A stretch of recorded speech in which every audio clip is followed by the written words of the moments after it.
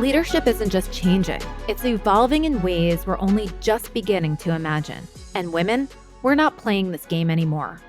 We're the ones reshaping the entire field, building models, movements, and businesses that serve more than just a few.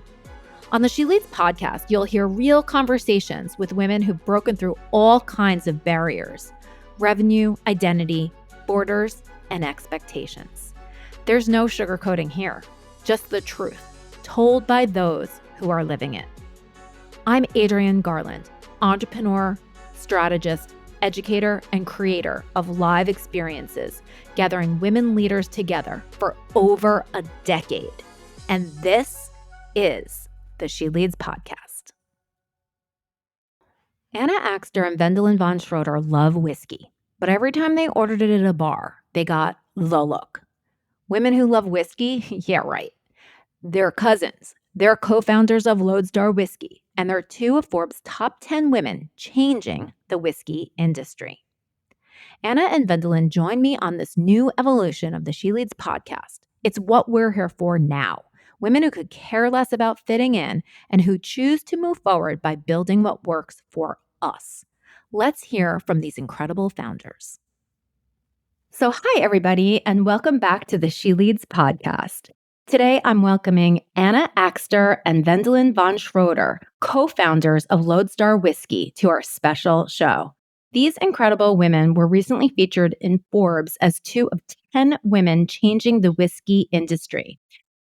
They are cousins, and they've developed a love for whiskey during their travels while working in the music industry, but felt that existing brands didn't speak to them as female consumers. I'm sure that all of you can relate to things that are happening in the world that are not necessarily made for us. So I can't wait to dive into our conversation today with these incredible women that took their passion and turned it into a business. And I hope that through sharing their story, that you will be inspired to look at some of the things that you're passionate about and turn it into a business if that's something that's feasible for you.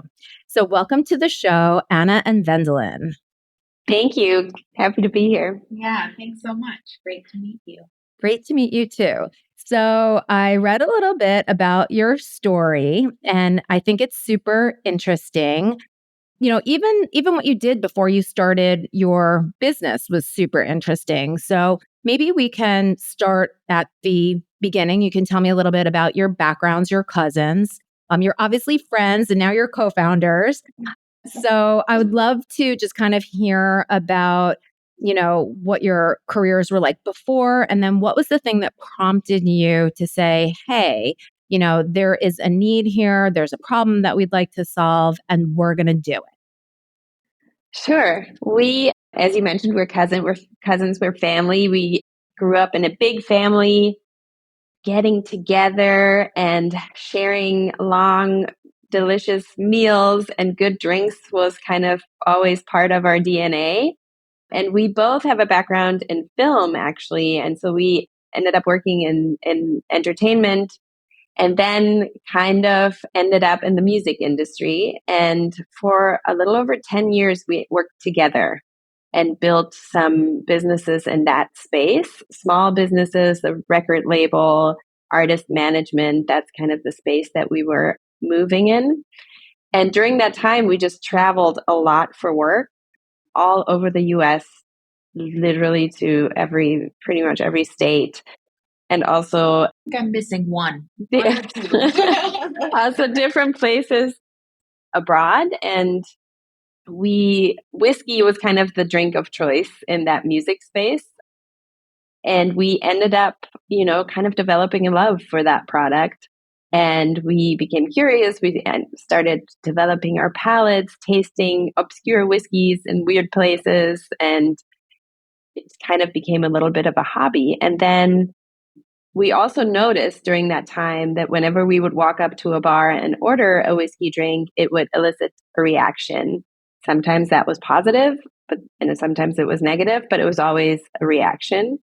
And that was something that kind of stuck with us. It's like, what is going on here? And we also noticed that a lot of the brands in whiskey seemed to be talking to people that look and are completely different than we are. Namely, a lot of them were still predominantly speaking to older white men. And that's kind of what sparked our interest, and where we felt like, is there a blank space here that nobody is really filling, and what's going on? And so that was the original kind of little spark that happened. But we were busy in our careers and not really thinking of doing anything like this until The pandemic hit. the pandemic. Man, the pandemic really shifted everything for everybody.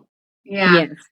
We, we were at the time, we were also working on a music festival, and that got canceled overnight, and a lot of other things we were working on just stopped overnight. And we were fortunate enough that we had the opportunity. We kind of looked at each other and we said, well, I mean, maybe a few drinks were involved as well. Like, maybe it's time to do something different and to follow this passion that we have and see where we can go with it.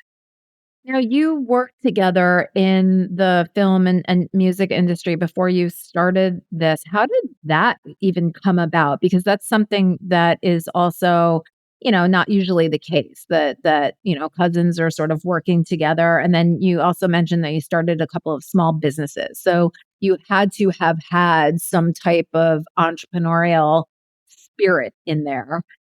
So I'd sort of love to understand, like, why did you decide to both work in the same industry, work together, and then where did that entrepreneurial spirit kind of come from? At least for me, a lot of it was circumstantial / I kind of just said yes, which I feel like a lot of good things happen when you just say yes. But yeah, I was out here in Los Angeles, and like I said, I was working in film and kind of ended up through different circumstances in music, and was just rolling up my sleeves to do this thing that kind of I found myself in, and started artist management for a couple of artists. And it just kind of I became very busy and things, and I wasn't enough. One person wasn't enough to kind of handle the workload. And this happened to be at the same time when Wendelin was moving from New York to Los Angeles. And she was working here in film, and we were just hanging out. And I was like, I need somebody to do this with me. If you would ever be interested, let me know. And she said yes. The rest is history.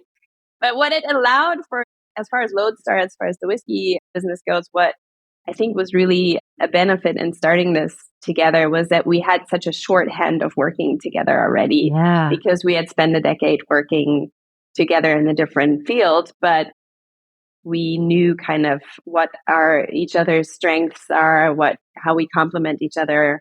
And so it was definitely an easier jump to do this with somebody that you have a lot of working history with already. Yeah. And I can imagine. Oh, sorry. Go ahead. Yeah.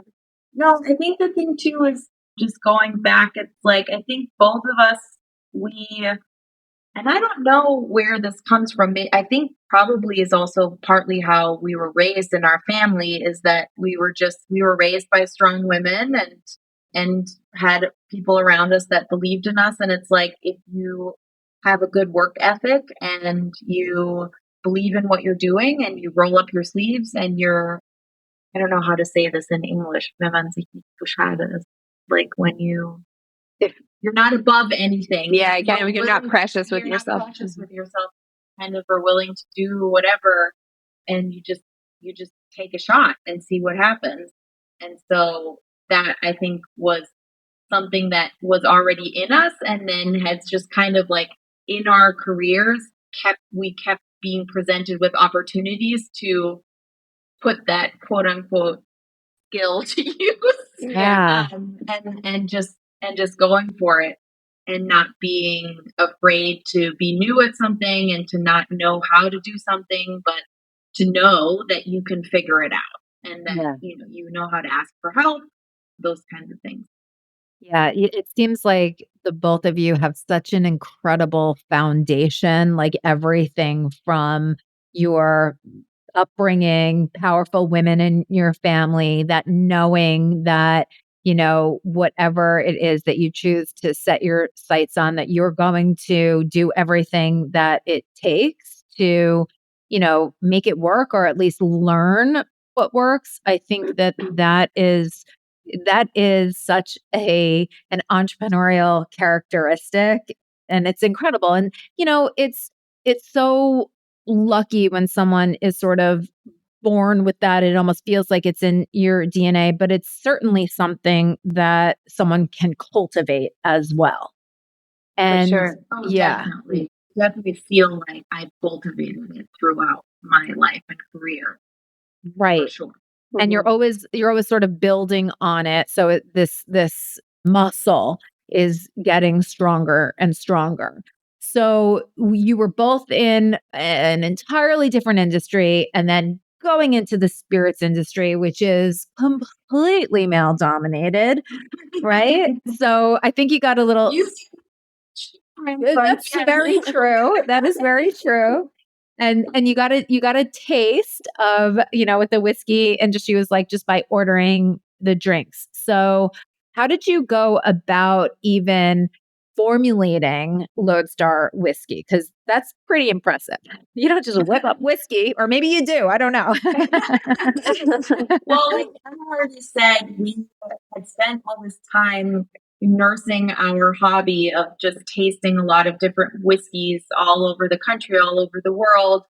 I think one of my favorite stories is that we found a couple somewhere out in Texas that were making whiskey in their backyard, and I emailed them and asked if we could stop by. They were wonderful. They're Awesome. Swift whiskey, amazing whiskey, and just like a couple that were passionate and doing it essentially in their backyard. And so we over a couple of years really developed not only our palates but kind of came up with our dream flavor profile. And we were just like, we tried this over here and we're like, oh, we really like this, but we don't like this, and we like the mouthfeel and the viscosity of this whiskey.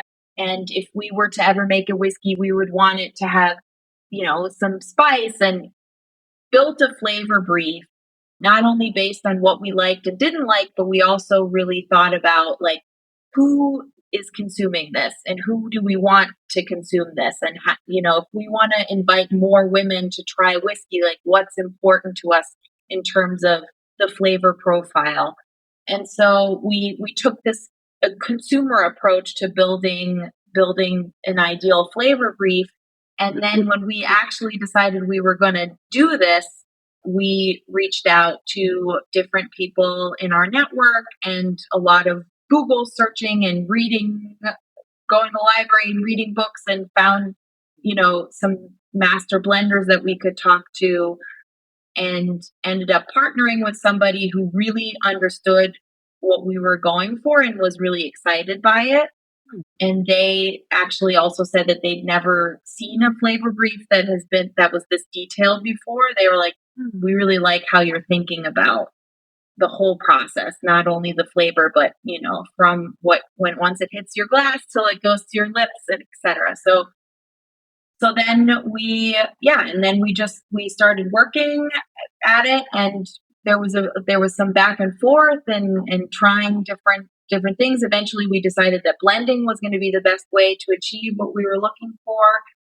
And that was kind of it. Yeah, and then we landed on 2 components and tried them in different ways, different percentages of each, and different ages and proof point, all of those things. And then finally ended up with pretty much, exactly in the bottle what we had set out to do. So that was really fun.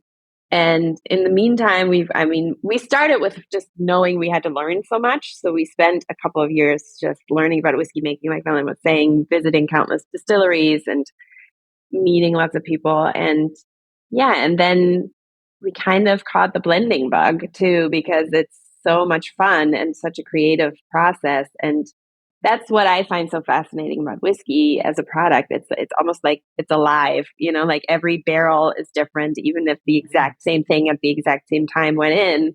Yeah. Is everything, just every little detail has an impact on the flavor of what comes out of it. So yeah, it was a really fun kind of journey to figure out how to do this, and now we have it in the bottle, and we're proud of the product, and it was kind of amazing that I don't know, like we said earlier, it was we had no idea what to do, but we knew we had a goal of what we wanted to achieve, and we had to learn how to go from the idea to, and we had no idea what the in between would be, but we were kind of just figuring out how to navigate that journey as we went along. And if you just roll up your sleeves, you can figure anything out, really. I love that. There are so many lessons in everything that you're talking about. And to me, it seems that this growth mindset that you both have and the tenacity to keep going, because I'm sure that you experimented with things that were probably terrible. And there is so much that goes into it. And it's not just about, what is the whiskey? There are so many different components to running a business. And then especially, I don't know a lot, but I do know that, getting any type of spirit onto the shelves is a whole entire business onto itself. So you could have the best product in the world, but if you don't get any distribution or placement, then, you're selling it out of your garage, I guess, or in your backyard in Texas. So how did that whole process work? Like once you sort of formulated everything, got it all together, bottled it, all of that good stuff. How did you then sort of break into stores or shelves? Yeah, I mean, we we we tried to meet as many people as we could, talk to as Mhm. many people as we could. And so we talked to another female founder in the space, and she was so lovely and open, and she mentioned this VC called Distill Ventures. Yes. And so she was like, you should talk to them. And we had never heard of them, and literally looked it up online and sent in an application for one of their accelerator programs, and got invited to an interview, and ended up pitching, and ended up getting funding from them, and being in that program for about a year. And this was pre-launch. This was pre us being in stores or anything. Mhm. So that was really super helpful for us, especially since we were coming from such a different space and had really no history or much knowledge about the spirits industry. So that was not only helpful because it kind of financially got us off the ground, but it was also really helpful because we had a team of people who were well versed in the spirits industry to just advise us and help us. Yeah. But there's a lot of regulatory red tape in the spirits Mhm. industry. Yeah. So helping navigate that and helping us understand distribution channels. I mean, we had an inkling, again, like we did a lot of research before. We knew that California was a good state to, not only is it our home state, but like it's a good state to start to launch a spirits brand in, just because of the way that the regulations and the 3-tier system work here. So we kind of knew that ahead of time, but still they helped us a lot with that. Before even that, I do want to say another thing that I think not only set us apart, but was really important for us to do, is to really make sure that all of our branding or brand messaging, like what we wanted to put out in the world, was really clear, and that we had a story that we wanted to tell. And so we worked a lot on that. And that was also, a lot of our work in our previous careers was around, building brands for artists and marketing and all those things. So it was in our wheelhouse, but we really wanted to make sure that that was really buttoned up and clear. And I think that was ultimately also what got us in the door with Distill Ventures. Probably, yeah. Because not only the product was excellent, but we knew the story we wanted to tell. We had a strong mission, and we knew who we wanted to reach, and had a very strong idea of how we would reach that consumer.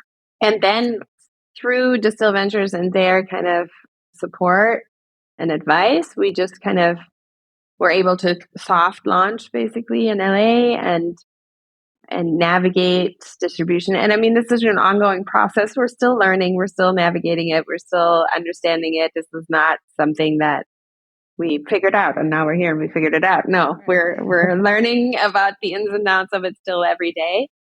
And we're still so new. I mean, we just launched a little over a year ago. So and that's the other thing is that we were very conscious about wanting to do a soft launch in one city in our hometown where we knew we could be really involved, boots on the ground, and really learn and make sure that our messaging was connecting with the consumer and make sure that we could be really hands-on in making any changes that needed to happen and kind of like building the playbook so that once we've got it all in place, then we can say, okay, now we're ready for a bigger launch in more cities and other states, and then we can just basically pour fuel on the fire. Pour whiskey on that fire. That's amazing. Yeah. So how does that work when you expand to other cities? Is it partnering with a distributor so that you can get into these other states? Because otherwise, I could imagine like trying to figure out the regulations from state to state. If it's all different, that is very complicated. Yeah, it is. I mean, ideally, it is with a distributor. You could do it kind of in certain states, not in all states. You can do it without one, but yes, ideally with a distributor, you still have to be very involved and boots on the ground approach, even if go to a different state. I think a lot from what we learned and the approach we decided to take is not to expand too quickly so that we can really build in each market before if we spread ourselves too thin, we've heard from many people that often does not work well in this particular industry. Yeah. And like most industry, but especially the spirits industry, it's because we're so closely tied to hospitality too. It's a relationship. It's a people industry. So it's really important to build really strong relationships and make sure that on premise is restaurants, bars, off premise is a retailer like a liquor store or a grocery store that sells liquor. And so, these are your early adopters, your brand evangelists. And so you want to make sure that you're connecting with them and building a strong relationship so that it can grow. That's just easier to do in a place where you live. Right. Being in that physical location does make it a lot easier. So is Lodestar, of course, it's made by women with your palates in mind, but is Lodestar specifically targeted at the female consumer who's like whiskey curious? Can you talk a little bit about who your, I guess, ideal customer is? Yeah, so again, like you said earlier, we love men and we hope that men also drink our whiskey, and they do. But we specifically had women in mind when we created Lodestar and not necessarily from a flavor perspective, because we actually, as women, don't like that when people are like, oh, women only drink a certain kind of thing, or they like sweet things, or it's like, no, you like what you like. We're all humans. We all have different palates. There's things we like, there's things we don't like. So we just ultimately, from a flavor perspective, wanted to make something that was just really delicious and easy to drink. We wanted to invite more people into the whiskey category. So we want to approach people who maybe haven't had whiskey before just because it didn't interest them, or maybe they didn't drink whiskey because there's a real culture attached to it that didn't speak to them, namely women. And or some people are even intimidated by it. We were talking a lot about this too, that when we were younger, we felt that way about wine, for example. It's like you feel like you have to have a dictionary with you everywhere you go and understand all the terms and know where something is from and how, and while all of those things are wonderful to know, and the craft of making a wine or a spirit, especially whiskey, is so cool and worth learning about if that's something that interests you, it can also just be good. And it's something that tastes good and you drink it and it's on your bar in a bottle that looks cool and pretty, and you reach for it and you share it with your friends, right? So we wanted to target people who either are or fit into one of those buckets where they haven't been spoken to before or maybe felt intimidated by it, or they really like whiskey, but maybe it's not a brand out there that they feel speaks to them specifically. And we wanted to target people who enjoy community and gathering people around, whether that be at a table or in your backyard or wherever, and celebrate shared moments over a good glass of whiskey or a tasty whiskey. We'll also add that in our decisions around the pack and how we wanted to brand Lodestar. It was very intentional that we didn't want to put something out there that is overly gendered, because coming at it from a consumer perspective, that was not something that spoke to us. And there are some really great products out there that are, very much from an aesthetics point targeted towards more traditional ideas of of women, I guess, or the female gender. And we wanted to stay away from that. We felt like that was not what we were going for. We wanted it to be inclusive, and that means it also should include, however anybody identifies, and not basically be only targeted to one specific gender idea.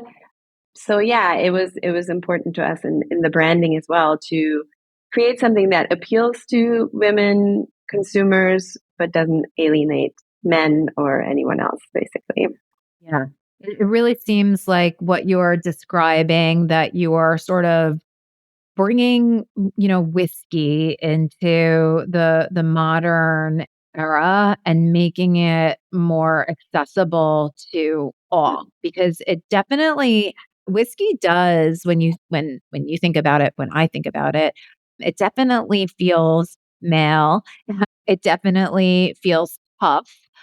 And, you don't necessarily, I mean, it's fine if you want to be tough, but you don't want to necessarily be like, give me a whiskey. Right? Yeah. And it's like, however, if that's something that speaks to you, Then do it. that's great. Right. There's Yeah. so many brands out there that Yeah. will offer you exactly that, and Right. many of them are delicious. Sure. So like that exists, and that's great. But that's exactly what we felt like we were filling a gap there, where that it's something that feels inclusive, contemporary. Yeah. Yeah, that's a great word, I think, contemporary, because I was thinking like you're modernizing like what whiskey is. You're really, opening it up and not swinging the pendulum to the side of the feminine, or like pink washing everything, because that doesn't work either. It doesn't work. I think we're realizing that does not work either. And I just love it. I did take a look at your website, and I read a couple of the articles that were written about your whiskey. Just congratulations on launching this, on having an idea, bringing it to life, literally. But I also noticed that you have some really interesting whiskey cocktails that are also more contemporary. Can you talk a little bit about how that came about? Because it seems like that might even be another way in for people that might not consider whiskey. Absolutely. And that was very intentional as well. Like we were as Wendelin was saying earlier, when we thought about initially about the flavor profile, so many things were important to us: mouthfeel, viscosity, color, obviously flavors. But part of the flavor profile we were going for was also, we always thought about different serve strategies. So we wanted it to be good and high quality to where you can just taste it neat and enjoy it or drink it on the rocks. But it was very important to us too that it works in cocktails, because again, for a consumer who's maybe new to whiskey, is not familiar with it, that's kind of an easy way to start with whiskey or to enjoy it. We wanted Lodestar to be approachable, but have enough kind of what they call backbone to stand out in a cocktail, right? If it's too chill, then you won't really taste it. So it was all those things that were important to us when we first thought about what we want to put in the bottle. And then once we had it in the bottle, we just kind of, I guess some of the cocktail ideas were inspired by us, just by our backgrounds, how we grew up, of loving to cook and play around with flavors. And we wanted to create cocktails that were maybe not traditionally how people thought about whiskey. A lot of times when you say a whiskey cocktail, people think, oh, an old fashioned or a Manhattan.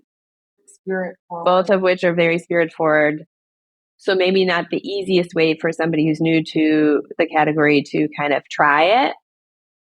And we wanted to kind of challenge how people think when to consume whiskey as well, because a lot of people think, oh, it's a winter drink and you sit by a fire and sip on it, or you have it in an old fashioned.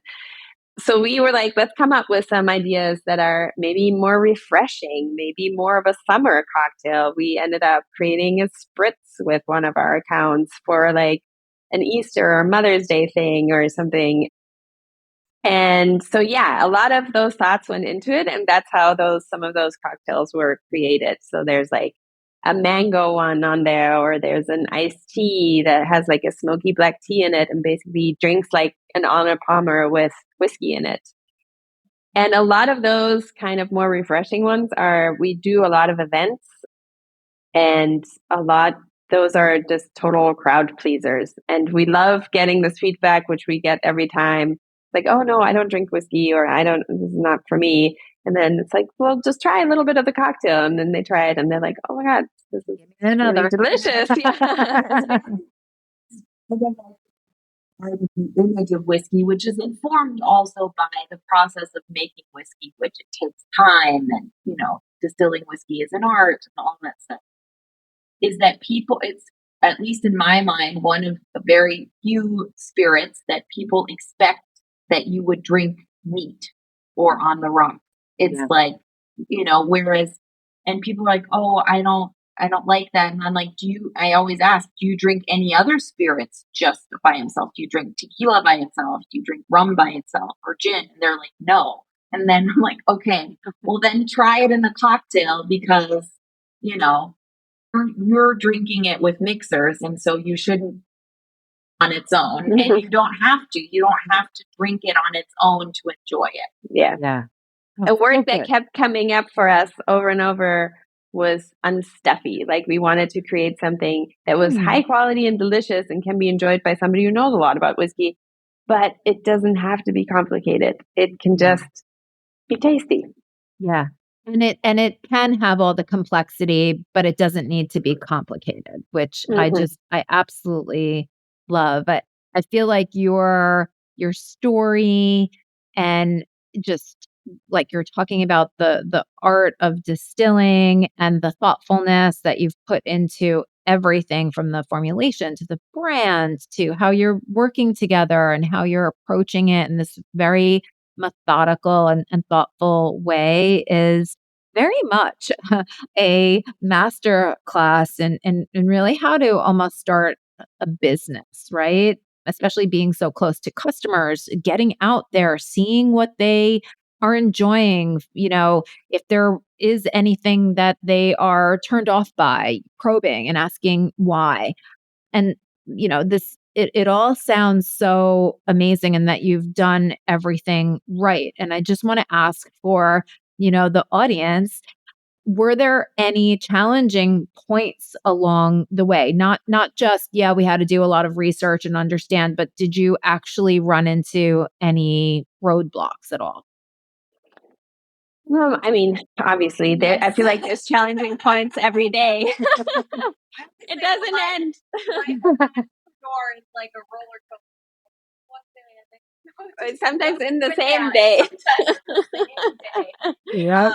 There's definitely been challenges. One that always comes to mind was licensing for specifically for spirits. This is just you just have to have a lot of tenacity to get through that process, and especially when you don't really know, when you're new to it. Like, there were so many things that we didn't know, and we're like, we're just gonna cross this box because we don't know what else, and kind of hoping for the best and hoping that maybe we can talk to somebody on the phone who might be able to explain it to us. Like, that was a long and drawn out process that was tedious, and I think kind of a barrier a little bit, because it was a lot to deal with.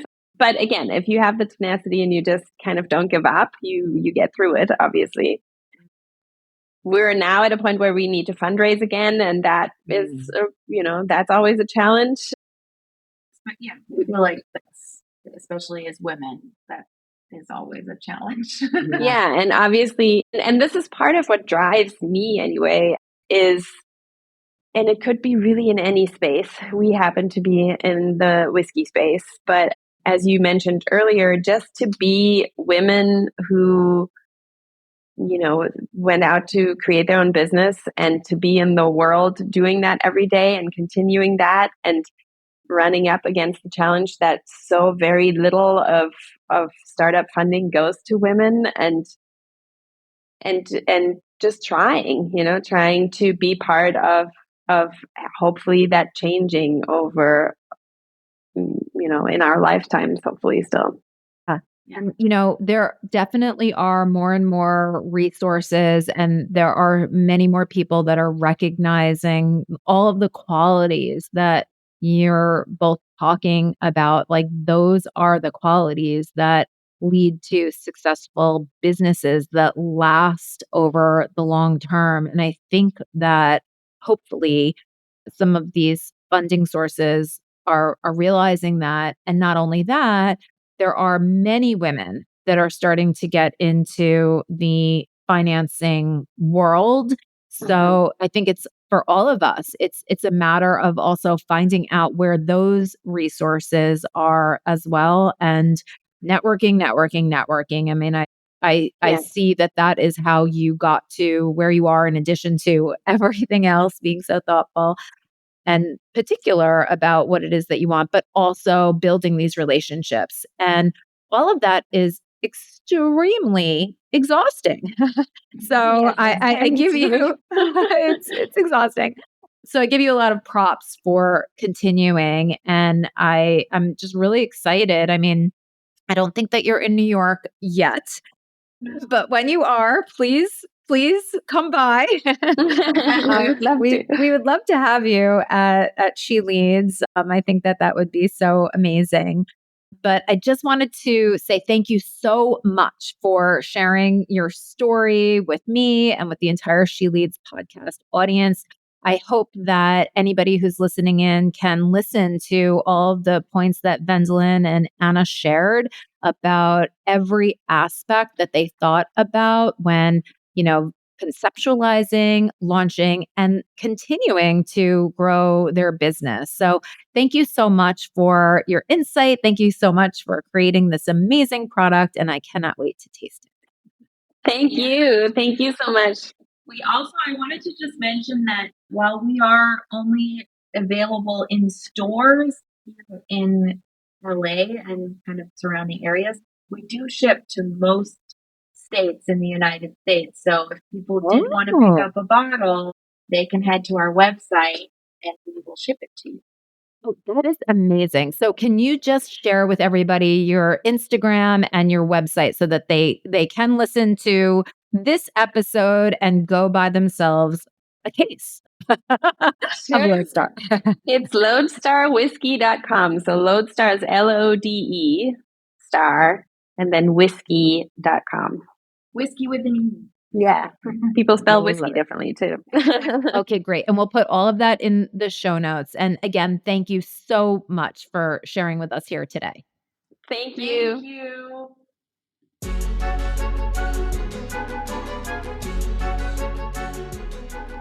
If this conversation moved you, inspired you, or made you think differently, please take a moment to leave a 5-star rating and review.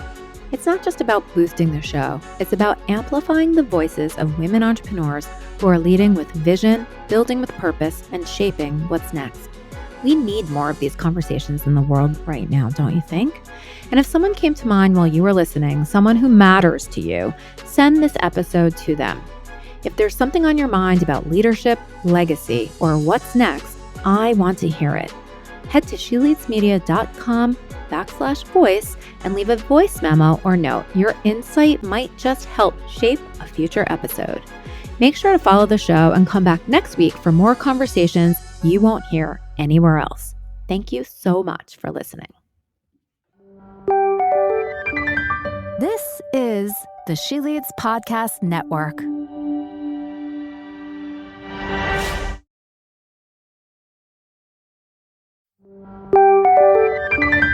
This is the She Leads Podcast Network.